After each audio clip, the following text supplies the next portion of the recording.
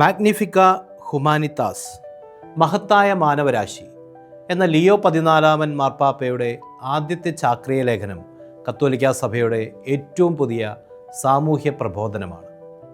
ഭൗതിക ലോകത്തിൻ്റെ ഗതിവിഗതികളുമായി സഭ സംവദിക്കുകയും അതിൻ്റെ വിവിധ വിഷയങ്ങളിൽ ഇടപെട്ട് ലോകത്തിന് ദിശാബോധം നൽകുകയും ചെയ്യുന്ന സാമൂഹിക ചാക്രിക ലേഖനങ്ങൾ എക്കാലത്തും ചർച്ചാ വിഷയമാകാറുണ്ട്. മുതലാളികളുടെയും തൊഴിലാളികളുടെയും അവകാശങ്ങളെക്കുറിച്ചും കടമകളെക്കുറിച്ചും ലോകത്തെ ഉദ്ബോധിപ്പിച്ച ലിയോ 13 മാർപ്പാപ്പയുടെ 1891 ആദ്യ സാമൂഹ്യ ചാക്രിക ലേഖനത്തിൻ്റെ ഏറ്റവും പുതിയ മുഖമാണ് മാഗ്നിഫിക്കൻറ്റ് ഹ്യൂമാനിറ്റി, അതായത് മഹത്തായ മാനവരാശി. മനുഷ്യൻ്റെ മാഹാത്മ്യത്തിനുമേൽ നിഴൽ വീഴ്ത്തുന്ന ഒന്നും ഗുണകരമാകില്ല എന്ന് ഈ ചാക്രിക ലേഖനം ഉദ്ബോധിപ്പിക്കുന്നു.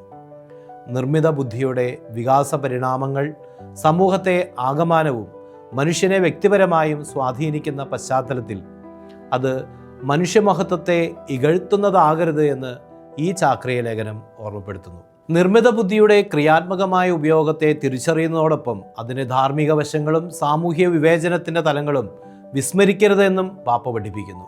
നിർമ്മിത ബുദ്ധിയുടെ സാങ്കേതികതകൾ വികസിപ്പിച്ചെടുക്കുന്നത് മുതൽ വിവിധ തലങ്ങളിൽ ഉപയോഗിക്കുന്നിടം വരെ സമൂഹ നന്മ ലക്ഷ്യമാക്കി എല്ലാവരും ഉത്തരവാദിത്വ ബോധത്തോടെ ഇടപെടണമെന്ന് ഓർമ്മപ്പെടുത്തുന്നു. നിർമ്മിത ബുദ്ധിയെ പ്രത്യേകമാവിധം ഈ ചാക്രിക ലേഖനം വിശകലനമാക്കുന്നുവെങ്കിലും ആധുനിക സമൂഹത്തിൻ്റെ പുരോഗതിക്ക് മനുഷ്യൻ്റെ സമഗ്ര വളർച്ച സാധ്യമാക്കണമെന്ന് പാപ്പ ആഹ്വാനം ചെയ്യുന്നു. വികസനമെന്ന ആശയം രാഷ്ട്രീയ തലങ്ങളിൽ കൂടുതൽ ചർച്ചാ വിഷയമാക്കുന്ന ഈ കാലഘട്ടത്തിൽ ധാർമ്മികതയിലും സാമൂഹ്യ നീതിയിലും ഊന്നിയ സുസ്ഥിര വികസനത്തിൻ്റെ പാഠങ്ങൾ ഈ ചാക്രിക ലേഖനം ലോകത്തിന് നൽകുന്നു എന്നത് വളരെ പ്രാധാന്യമർഹിക്കുന്ന വസ്തുതയാണ്.